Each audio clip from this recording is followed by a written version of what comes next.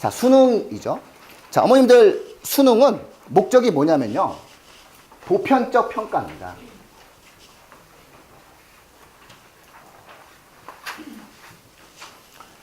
이 보편적 평가라는 건 뭐냐면요. 공통된 주제를 가지고 모든 아이들에게 똑같이 적용되어져서 어쨌든 기준을 한번 확인해 보겠다는 거예요. 어머님들의 기준으로 따지면은 학력고사였던 거죠. 아, 물론 수능 보고 이 자리에 앉아 계실 수 있죠. 급하신 거죠. 뭐든지 급하신 거죠. 근데 대부분 학력고사를 보셨단 말이죠. 어머님 학력고사 보셨죠? 학력고사 보시고 다 오셨단 말이에요. 자, 그러면 그때는 이제 결국 점수가 정해져 있는 거죠. 정해진 점수에 따라서 쭉쭉쭉 내가 쟤보다 2개 더 틀렸네. 쟤가 나보다 3개를 더 틀렸네. 이렇게 되는 겁니다. 그래서 이게 수능이 보편적 평가를 하는 거예요. 그래서 학력고사가 어떤 암기적 형태의 지식을 평가하는 거라면 수능은 논리적 사고의 능력을 평가하겠다라고 해가지고 학력고사에서 수능으로 바뀐 부분이 있는 거예요. 하지만 학력고사든 수능이든 학생의 전체적인 숫자를 놓고 보편적인 성적을 평가하겠다라고 하는 것은 똑같은 평가의 내용이 되는 겁니다. 그래서 수능은 보편적 평가다라는 거죠. 그러면 이 수능에 있어서 가장 중요한 것은 결국 뭐의 문제가 되는 거죠? 수능의 가장 핵심적인 문제는 변별력의 문제인 겁니다. 다시 말해서 얼마나 보편적으로 잘 나누느냐에 대한 문제인 겁니다. 자, 문제는 이 수능의 변별성이 어떻게 되어가고 있는 거죠? 강화되는 추세입니까? 약화되는 추세입니까? 이건 무조건 약화됩니다. 2가지로 약화되는 겁니다. 첫째는 수능의 변별력이 약화되는 가장 첫 번째 내용은 영어 절대평가도 있는데요. 내부적으로 잘하는 애들이 많아져가지고 상위권의 구분이 어려워집니다. 수능만으로. 근데 지금은요. 1등부터 하나 틀린, 다마진에서부터 시작해서 7개 틀린 애까지가 결국은 3만 명입니다.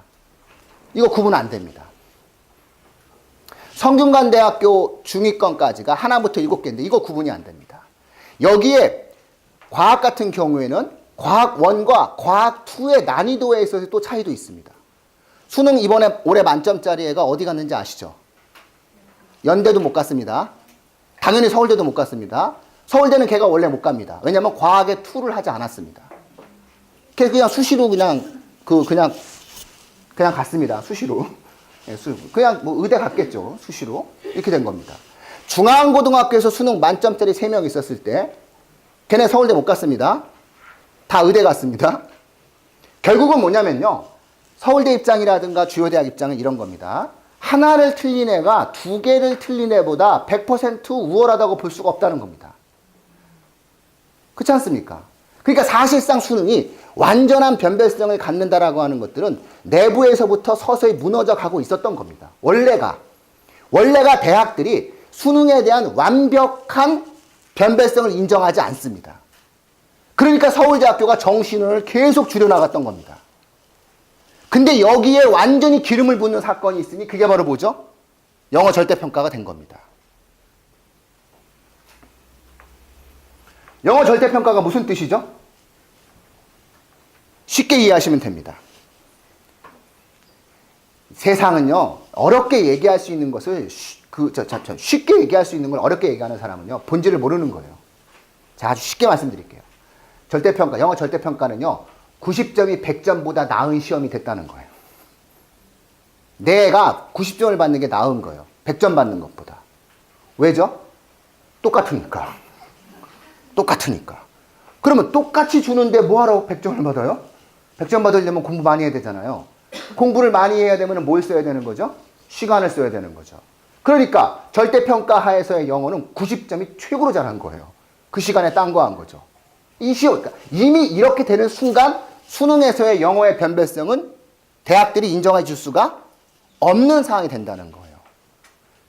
자, 저는 수능 영어가 절대평가가 되었을 때 제 머릿속에서는 문이과 통합이 확정되고 난 다음에 저는 솔직히 예상을 하기에 올해 수능이 끝나기 전까지는 전체 수능이 다 절대평가가 돼서 수능은 완전히 변별력을 상실할 거라고 생각을 했었습니다. 왜냐하면 문이과 통합 시대에는 또 하나의 과목이 변별성을 확보하기가 어렵게 됩니다. 무슨 과목이죠? 수학입니다. 수학이 선택 이수제 하에서의 수능제도 하에서의 수학은 변별성을 갖기가 어렵습니다. 즉 다시 말해서 난이도 있는 어려운 문제와 깊이 있는 공부를 할 것을 요구가 어렵습니다. 왜 그런지 한번 설명을 해드릴게요. 자, 앞서 말씀드렸죠? 자, 선택 이수제는 선택에 따른 불이익을 줄 수 없습니다, 어머님들. 자, 그런데 국어나 영어나 수학이나 모든 과목은 다 무슨 과목이 있는 거죠? 선택 과목이 있습니다. 그쵸? 자, 그 선택 과목이 뭐가 있느냐? 자, 보시면. 이걸 보면, 고등학교 1학년 공통 과목은 그대로 존재합니다. 국어, 수학, 영어, 한국사, 통합사회, 통합과학입니다. 이것 때문에 문과도 이과도 공부할 게 많아진다고 얘기하는데, 이건 지금 고1 애들도 하고 있는 겁니다, 어머님들. 속지 마세요. 이거 되게 쉬운 고1 수준의 사회, 고1 수준의 과학입니다. 이미 문이과 통합은 우리 사회에 이미 깊숙이 들어와 있어요. 그리고 이미 이 통합형 교과서는 우리 애들 전부터도 이미 그 공부를 해왔어요. 1학년 때는. 자, 문제는 2학년이 될 때, 지금은 문과에서 쭉 뭘 공부하고 이과에서 쭉 공부하라는데, 이제부터 선택을 하라는 거지 않습니까? 그러면 국어에서 선택해야 될 과목이 있고 수학에서 선택해야 될 과목이 있는 거예요. 근데 이제 수학을 잘 보셔야 되는데, 선택 과목이라는 게 일반 선택이라는 것과 진로 선택이라는 것으로 나뉘어지게 되는데, 일반 선택의 경우에는 수원, 수투, 미적분, 확률과 통계가 나옵니다. 근데 이게 내용이 각각 최근에 확정됐습니다. 그래서 내용이 각각 분산이 되는데, 이 수학 2를 문과 학생들이 그동안 배웠던 문과 미적이라고 생각하시면 됩니다. 이해하셨죠? 그리고 이 미적분이 이과 학생들이 공부하는 미적 정도로 생각하시면 대충 이렇게 싱크로율이 맞을 겁니다. 그리고 지금 현재 수원 수투에서 다뤘던 내용들 중에서 일부가 공통수학으로 들어갔습니다. 그러니까 공통수학만 배우고도 바로 확률 통계를 들을 수 있게끔 만들어놨습니다.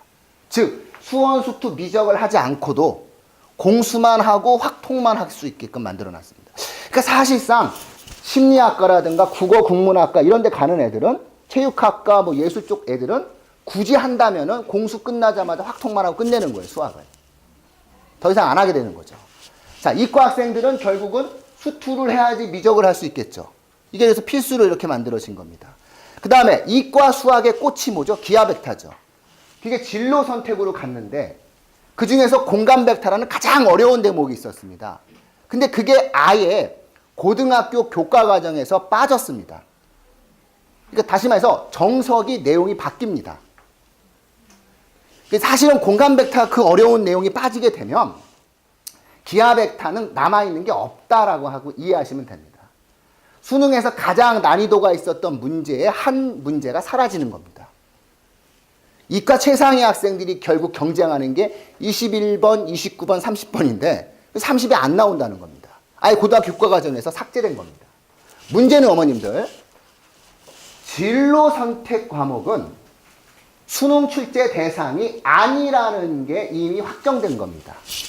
이 문서 오늘 가서 확인해 보시면 일반 선택의 경우만 선택 수능의 대상이라고 하는 표현을 씁니다. 여기서 교과부는 어떤 단어를 사용했다고요? 교과부가 어떤 워딩을 했죠? 선택 수능이랑 워딩을 했다는 겁니다. 교과부는 이미 머릿속에서 공통 수능과 선택 수능으로 우리 아이들이 수능부를 볼 때 수능 체제를 두 가지로 나누어서 보겠다고 얘기를 하는 겁니다. 근데 이건 당연한 거 아니겠어요? 왜냐하면 선택을 할 권한을 학생에게 주었다면 수능을 보는 선택권도 학생이가 줘야 되는 거죠. 그렇죠? 미국의 SAT가 이렇게 되는 겁니다. 그래서 미국의 대학 입학 시험에서 수학이 거의 우리나라 중3 수준밖에 안 나오지 않습니까? 그런 다음에 선택 수능도 되게 쉽게 나와요. 그리고 전자계산기 들고 가서 시험 보게 하고요. 어쨌든 이런 어떠한 요소인데, 자, 그럼 어머님 생각해 보세요.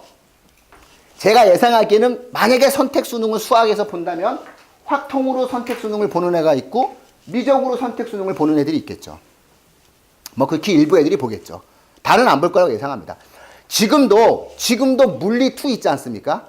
지금도 물리2는 3,000명 정도밖에 수능을 안 봅니다. 과목을 거의 안 합니다.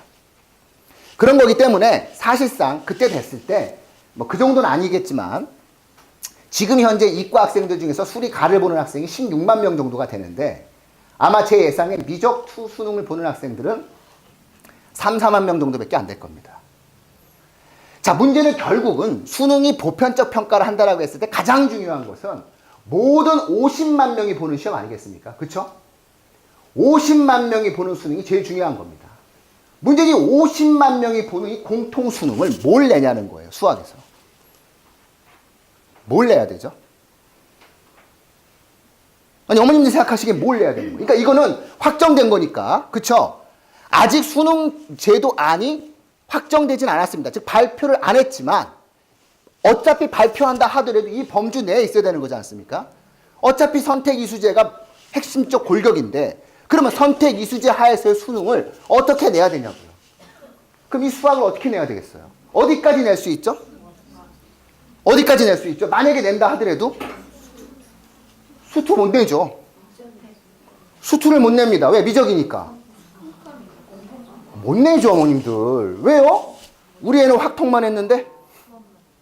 우리 애는 공통수학하고 확통을 했는데? 왜 우리 애가 안 한 미적을 내? 불이익이잖아요.